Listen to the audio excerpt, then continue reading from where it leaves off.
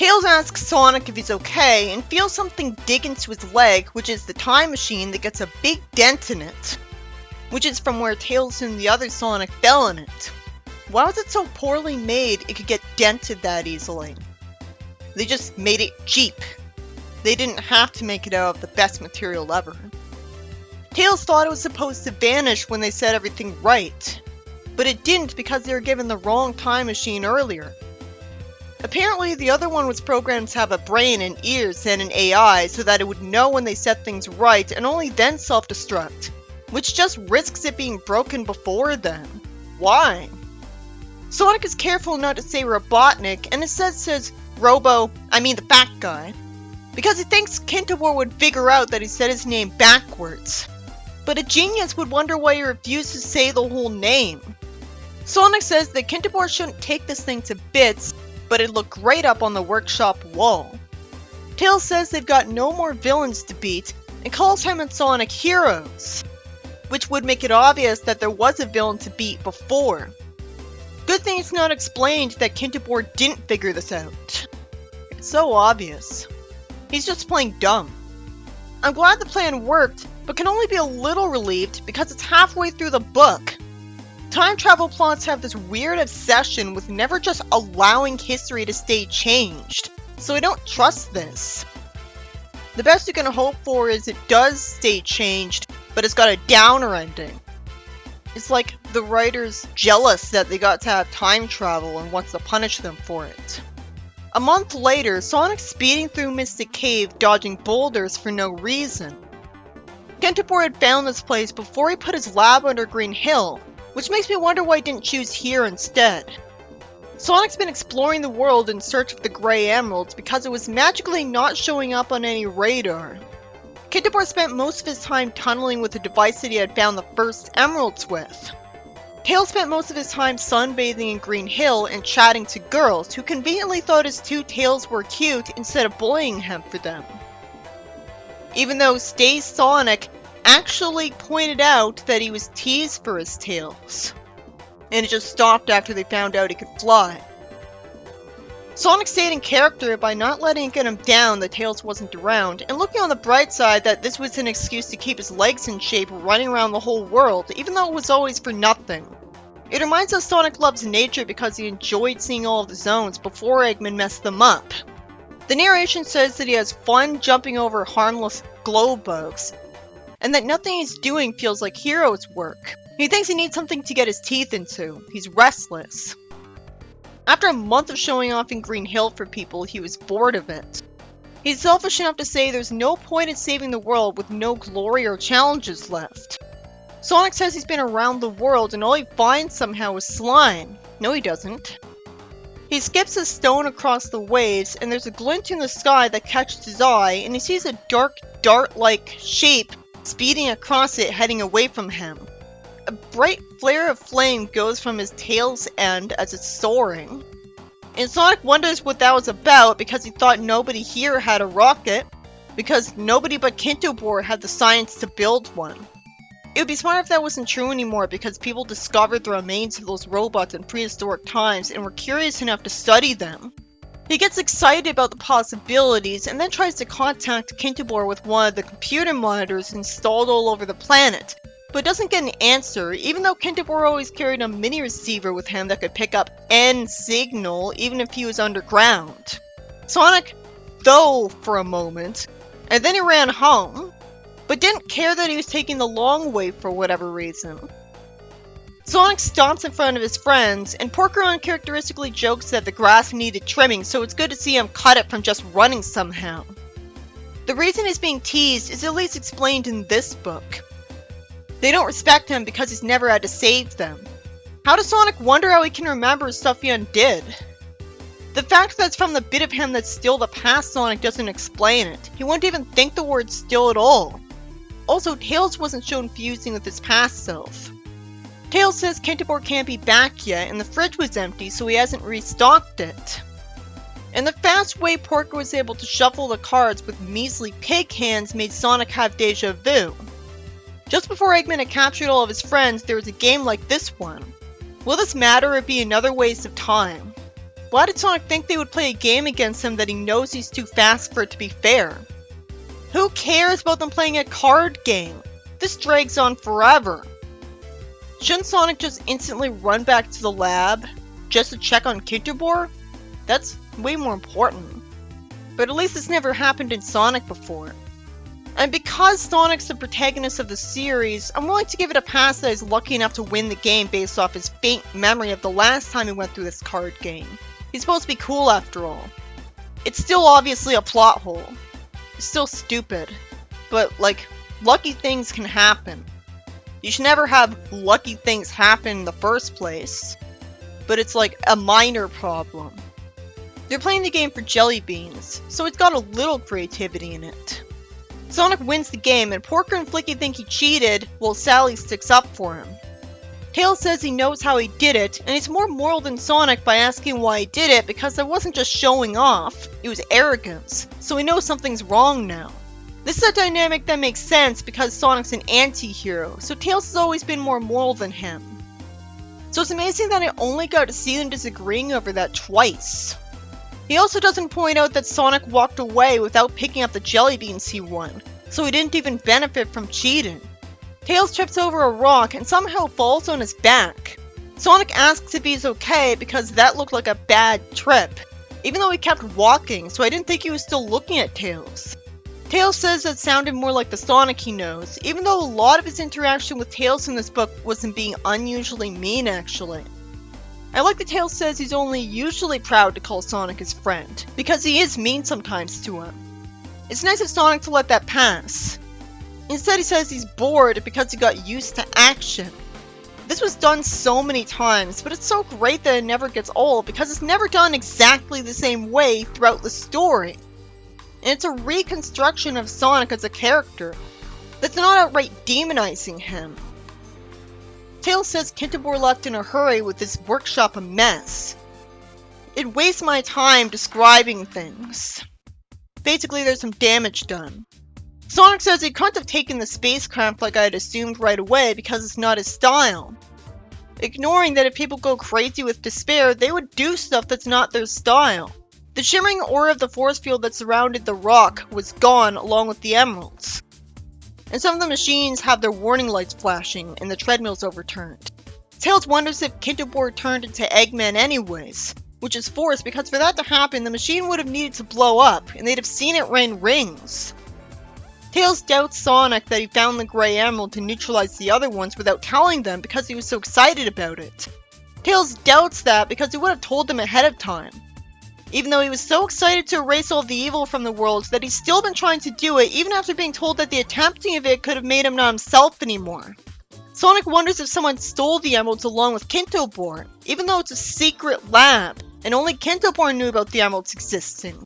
So it must have been someone from another universe. Sonic decides to search this place for clues and just wastes an hour. Sonic gets hungry and searches the cupboard next to the fridge, which hadn't been looked in yet. Kintobor was stuffed in there with an apple in his mouth as a gag, encased in black plastic. So Sonic tells the suit to stop restraining him, and that succeeds. It's a good thing it was still programmed to do that even when he didn't say the word unrestrained. The man who could have been Eggman hits his head on the top of the cupboard before getting out of it, and reveals that Arctor is predictably the one who did this. An hour later, the heroes still don't do anything, because they don't know what to do. Tell him to make a spacecraft to chase after them. I would assume that would be his plan. Somehow, the heroes' only plan is to ask anyone they can find if they saw the spacecraft. They saw it and that didn't help. Porker gives Sonic the jelly beans saying that he hopes he chokes on them, overreacting to him cheating because nothing bad ever happened to him before. He wants to leave, so Sonic feels forced to apologize and admit that he was feeling weirded out. He should have said stressed out. Why am I expected to enjoy this when he was just talking to someone who hoped he choked on something? He tells him to share the beans with everyone. He shouldn't have told him he wasn't cheating, because he had no reason to believe him, so it doesn't help his case. Porker thanks him and says he's okay and lies that he knew he was. And for some reason thinks that Sonic had been stupid when he cheated at the game. Sonic almost tells Porker about the time machine by giving him the exact name of it. Tails tells him not to give the game away, and Sonic apologizes to Porker and says another time. And Sonic asks if they saw anything weird, and describes what he's looking for. Sally says a big wind moved down the lake. Why would she call Joe by his full name? It must just be a nickname and not his real last name. She tells him where it went, and Sonic thanks them, and he and Tails leave in the right direction, wondering if invisibility was used on the spaceship. You know, they could have just found it without talking to Sally by just running around. He remembers Grace saying that those people had only invaded the 4th dimension. Then why did they willingly go to the 4th dimension? He wonders if they had captured Gray or Orange or Jay and made them tell. Sonic wonders why Kintobor is fixing a treadmill, as Sonic puts it. Really, he just spun a screw into the bottom of it and welded it into place. Kintobor says he fixed it because he's no fool. He reminds Sonic of the time machine he gave him. And Sonic admits that it's a time machine that isn't broken, and is the way to fix this. I always did assume that the reason he didn't simply destroy the time machine was just in case he would need it again. In a world without villains, why bother if he doesn't have to yet? It made sense in-universe, so I didn't complain, even though in a meta sense it was instantly predictable that having this thing around could backfire. Sonic says that he didn't actually know whether or not the time machine was broken. Kintobor says that he knew it was a time machine. Realistically, he was curious about it because he's a scientist, so he studied it, but he can't program it so they could use it. Even though he's the smartest person ever. He was able to work out the principle behind it. He wastes time before saying he doesn't have the tools to repair it.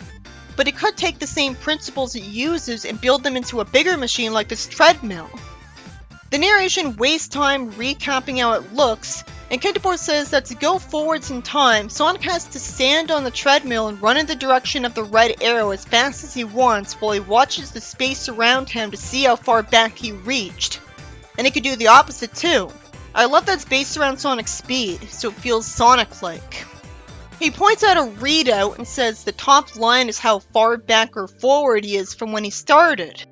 It sure is convenient for Sonic that their enemies somehow didn't outright kill Kintobor, when it was common sense that would have prevented Sonic from stopping them. I guess they were so overconfident that they thought Sonic and Tails would only go to their deaths, and that's what they were looking forward to. So that's why they left him alive. Never mind. Sonic leaves to eat, and eventually offers a slice of pizza to Kintobor that he turns down. Sonic needs to ask how the machine works a second time, and it's sweet of Kintobor to tell him that running too fast on a full stomach gives you indigestion and wind. Sonic runs until the number flickers on 4, and he stops when he sees Tails flicker. Tails says he was worried because Sonic disappeared for 4 minutes, and Tails says he didn't flicker, he just scratched his ear. Kintobor says that Sonic only saw it as a flicker because Tails' movement was to Sonic a split-second flash because he was moving forward in time much faster than him. Sonic's somehow dumb enough to be surprised that they're moving forward in time too. It's entertaining that the good Eggman jokes that he said trial run about this when Sonic used the conveyor belt for the test. He tells Sonic to get this time machine outside, and Sonic's dumb enough to ask why. If he's going back to the moment before the bad guys appeared, he'd appear in the workshop while he was still here, and he doesn't want him to alter time, even though that's the whole reason they're doing this. He says that just because Sonic saw a black spaceship flying away from here doesn't mean it had the emeralds on it. In their timeline, he could have easily attacked them to take the emeralds and returned here with a treadmill minutes from now. He calls it an uncollapsed probability wave. He and the writer are trying to avoid a paradox. Never mind that Sonic already altered history by preventing Eggman from being made, and he didn't get rid of the robot remains, and that was worth it. So it's already not the same timeline anymore. What he should explain is that he's worried that if Sonic altered history from Kintobor's perspective, then Kintobor as he knows him would cease to exist because he'd be altered. So Kintobor doesn't want to take the risk of dying and being replaced with a copy, or just having his memories altered. Somehow Sonic's dumb enough to ask who goes on the time machine. Of course he and Tails have to. They're the fast ones. Kintobor wishes them the best of luck, and they somehow forget for a third time which direction to run. I hate that Tails wishes he had understood a word of what Kintobor had been saying about how time travel works. Why is he glad he explained it if he didn't understand a word of it? Sonic says to stop the treadmill use, and Sonic runs into the invisible spacecraft right away, which is good pacing if convenient. He feels the surface in front of him and pushes a protrusion and reveals an airlock entrance with a door open. They waste precious time wondering if they should do something somehow. They go inside and the story wastes time describing the inside. Tails is smart enough to say they should take a left here because if the ship went over the lake to land, that means his nose must be pointing north, and the bridge would be that way. Sonic says awesomely good thinking. I hope they're not merely walking through the ship. They can't run at top speed or they'll hit a wall, but you'd think they'd have good enough reaction times to just run all over the place. The bare corridors become plusher, whatever that means. Sonic kicks a door to slam it into the wall and alarms go off. Realistically, they can't read the language the instrument panels are in. But that just makes it forced that the large folder with the words Secret Plans, Captain's Eyes Only are in English. I wonder if it's only in English to make Sonic only think he's done here. Because all of these people speak perfect English. They try to escape and end up shooting out of the spacecraft's hatchway and right into the magical creatures, 6 of which are carrying emeralds and Arctur is holding a large gun. Why are they standing still and letting him talk then instead of interrupting him with punches right away? Instead, somehow he gets the time to brag that they have the means to destroy their enemies and rule the universe. Sonic lampshades his disappointingly predictable motivation. He's called a moron. Sonic throws the folder to the side instead of at him, and spin jumps towards him, but Arctur is fast enough to dodge him. Well, he is a Mythos creature. For all we knew, he was always a little faster than Sonic. But Sonic in the games takes a little while to build up to his amazing speed. He wouldn't be insanely fast from a standstill just by jumping. Tails also leaps into the air, and some of the minions get knocked in the head. The heroes bounce between the bad guys, so Sonic slams off the helmet of a two-headed creature. He goes up and bounces onto its other helmet and grabs a tree branch to fling himself back onto another helmet to crack it open. Tails whacks a rocky head, and the soldier collapses, sending the pistol he's been holding flying into the air. Sonic angles himself off the stomach of a white elephant guy and catches the ray gun and bounces off another helmet. Tails also picks up a gun.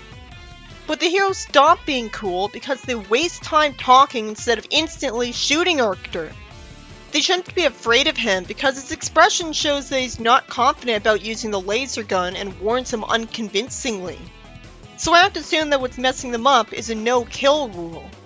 They don't have the guts to shoot him, even though he isn't defenseless, so it's do or die.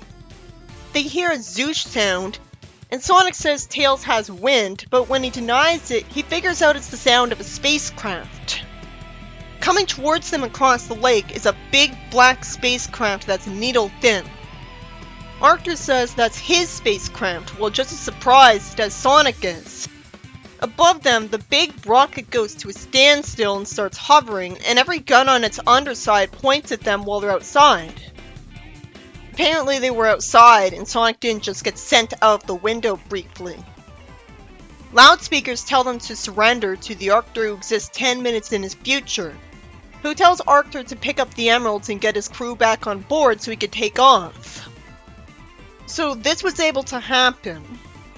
So then why was there ever a timeline where Kintobor was able to get turned into Eggman? Shouldn't it have been prevented from being turned into Eggman? Based on how it worked before, shouldn't Arctur have actually traveled to essentially a different universe? Sonic should have never experienced this. Sonic lets himself get scared into dropping his gun, even though it would take a split second to head shoot Arctur of the present to prevent this. The real reason is he doesn't want to do something that's guaranteed to kill someone. Just defend himself like he usually does, and what happens, happens. So the writer forces the hero to let the bad guy get away and tell them that he'll destroy their world and get rid of their 4th dimension allies. The spacecraft leaves as I'm just annoyed that the drama in the rest of the book is going to be forced by Sonic being a coward. It's almost the same logic for why he lets Eggman outrun him. Sonic jogs back to the near future, and the story forces narration to pad out the story. He explains that he's going back to the future because their Kintobor doesn't need everything explained to him. It's so frustrating how forced the drama is. It's so obvious that he could just time travel back in time even further and get to and instantly shoot Arctur with the guns that he left on the ground here. The fact that he's still refusing to even consider killing this one guy because he'd feel bad, when it would save billions of people and prevent the takeover of a universe, is psychopathically selfish of him.